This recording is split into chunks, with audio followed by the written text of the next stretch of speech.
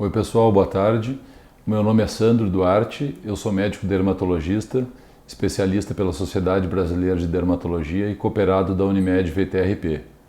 Eu agradeço o convite, hoje a gente está aqui para fazer uma live sobre câncer de pele, né? Aproveitando o nosso mês, que é o mês de dezembro. A gente tem uma campanha que ocorreu aqui em Lajeado também, é uma campanha nacional da Sociedade Brasileira de Dermatologia, que é a campanha do Dezembro Laranja. É uma campanha nacional de prevenção ao câncer de pele, né? Aqui em Lajeado foram atendidos no sábado de manhã, início da tarde, fizemos em torno de 92 atendimentos exatamente, e os casos foram triados, né, com informações, palestras sobre câncer de pele inicialmente. Os pacientes que realmente tinham assim um suposto diagnóstico foram inclusive operados naquele mesmo dia. A gente aproveita e já divulga então que já foram feitos 3 anos e a ideia é que o ano que vem a gente tenha de novo essa campanha que é bastante interessante e nos orgulha de poder trazer aqui para a nossa cidade, né? Por exemplo, Porto Alegre tivemos só 2 postos de atendimento, e então a gente consegue trazer aqui para a nossa cidade, na Univates, uma bela estrutura de atendimento, poder realizar essa campanha aqui em Lajeado. Podemos começar falando sobre o câncer de pele. Eu acho que assim é uma doença, o câncer, o tipo de câncer mais diagnosticado, tipo de câncer no Brasil, né? São 180 mil casos por ano, segundo o INCA, né? Instituto Nacional de Câncer. Então assim para exemplificar a importância dessa doença, né? A gente tem o nosso estado, principalmente o Rio Grande do Sul, localizado na mesma posição geográfica da Austrália no mapa, né? No paralelo chamado paralelo 30 graus sul. Isso nos faz entender assim e a comparação e nosso alto índice de câncer por ser a Austrália o país com maior índice de câncer de pele do mundo. Então a gente pensa assim que, claro, por eles serem um país já desenvolvido e um país onde a notificação de câncer é bem mais levado a sério do que no Brasil, a gente pode até ter os mesmos índices e não aparecem tanto até por não serem notificados como na Austrália, por exemplo. Então a gente está agora no período do verão, né? Os casos acabam aparecendo mais, as pessoas, vão dizer, estão mais expostas, andam com menos roupas, né? Sempre tem um familiar que acaba vendo aquela manchinha, né, que surgiu e não tinha. Então a gente acaba vendo mais casos no início do verão, ao longo dele e principalmente ao final, por ter tido um tempo maior de exposição solar ao longo desses meses aí que nosso verão inicia, vamos dizer, de novembro até o mês de março, geralmente, né? Então a gente pode falar assim também dos tipos de câncer de pele, os tipos mais comuns de câncer de pele. A gente tem o carcinoma basocelular, que é o câncer de pele mais comum, né?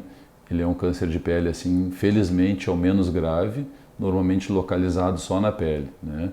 Eu acho que a gente tem, então, assim, que falar da importância, assim, da exposição ao sol e também da tendência genética das pessoas ligada a esse tipo de câncer, o basocelular, que seria geralmente uma lesão, uma bolinha crescente na pele, uma bolinha de cor rosada. Às vezes se consegue enxergar algumas veiazinhas na superfície dessa bolinha.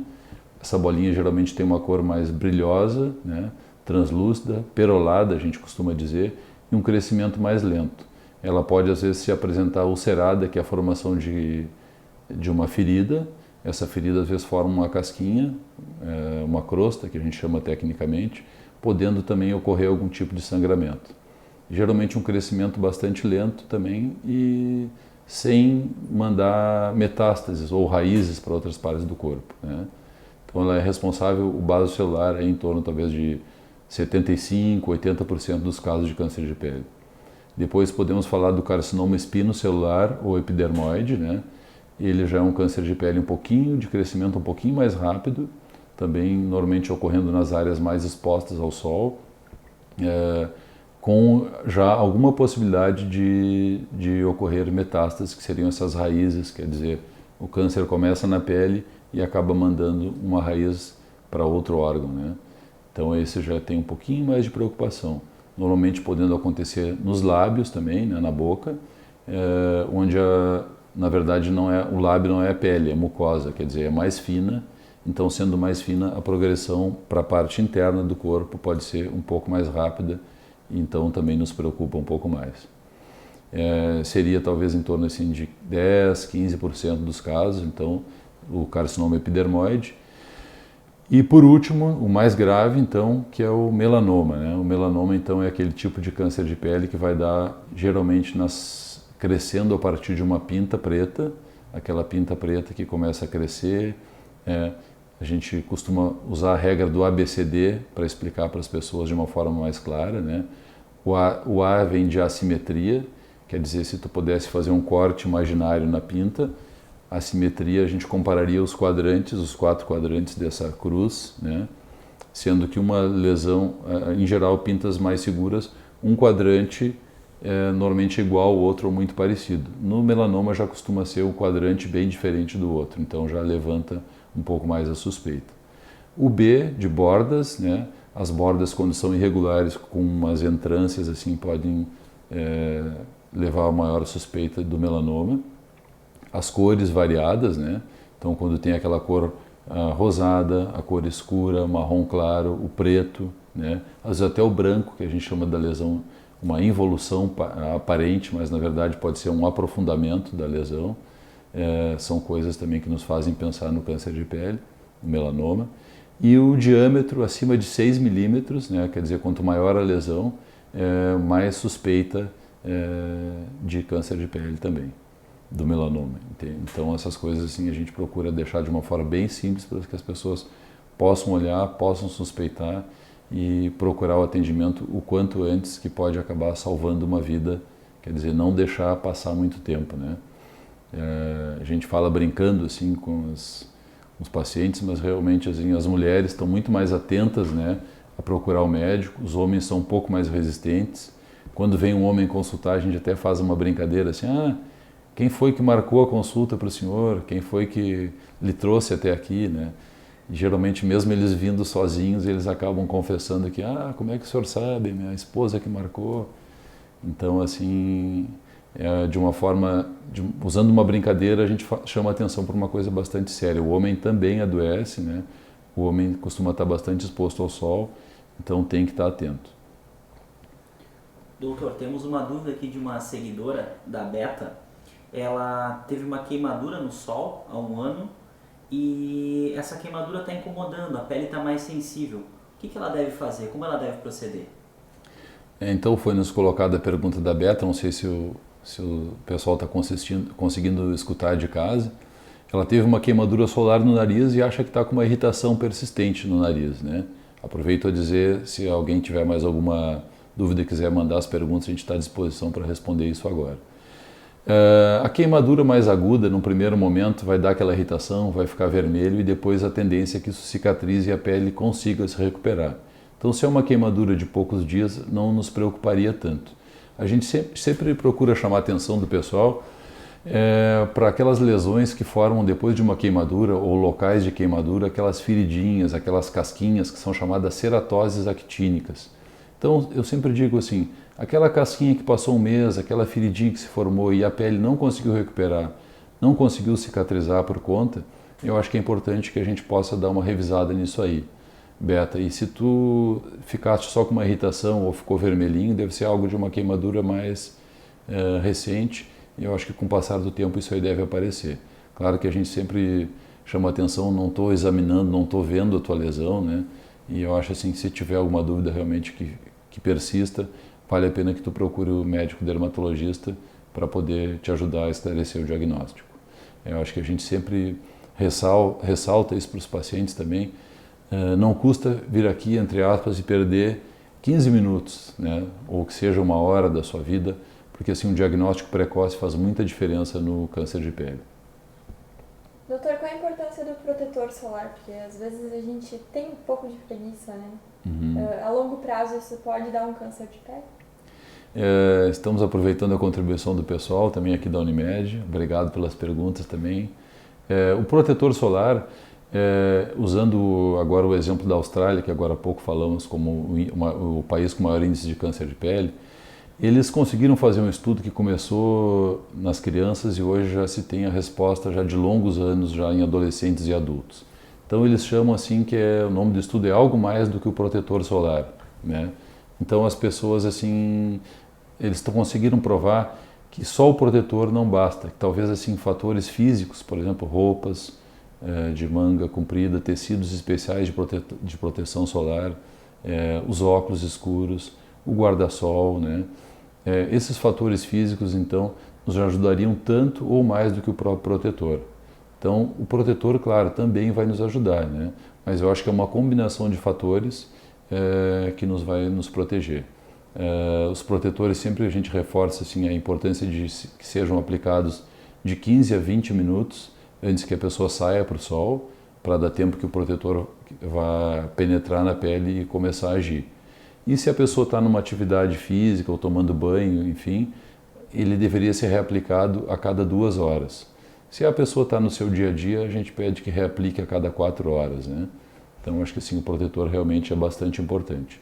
Surge também uma dúvida relacionada ao número do filtro. O 30 é eficaz, pode ser menos do que 30, 60, enfim. Eu acho que a gente sempre diz assim, um 30 bem aplicado, eu acho que já está de bom tamanho, né? Tem pessoas que têm algumas doenças, algumas questões que precisam de fatores um pouco mais altos. Aí a gente indica às vezes uns 50, uns 60, podendo até ir um pouco adiante a mais disso. O que se pensa também, alguns estudos mostram, que as pessoas acabam usando menos quantidade do protetor do que deveria, né? Então, com essa menor quantidade, o protetor poderia perder um pouco, né, do seu fator de 30, poderia passar para um 15 ou até um 10. Então ele perde de 50 ou até 30% da sua capacidade de proteção. Então usar um fator às vezes um pouquinho mais alto para nos dar uma margem melhor de cobertura, mal não vai fazer também, né? Às vezes ele perde um pouco, fica um pouco mais oleoso, mas enfim, é uma margem de segurança que vale a pena a gente às vezes usar um fator um pouquinho mais elevado. Algumas manchas coçam também. Isso tem alguma interferência? Eu acho que assim a questão da coceira das manchas, quer dizer, a mudança do aspecto da mancha, o escurecimento da mancha, o sangramento, né? A elevação, quer dizer, a evolução da mancha. Se ela passa de um ano para o outro, muda de aspecto, a gente também tem que estar um pouquinho mais atento, né? Eu posso chamar a atenção hoje aqui em Lajeado, a gente tem disponível um exame chamado de mapeamento corporal, né? Um colega nosso que vem de Porto Alegre, o Dr. Fabiano, faz esse exame aqui em Lajeado.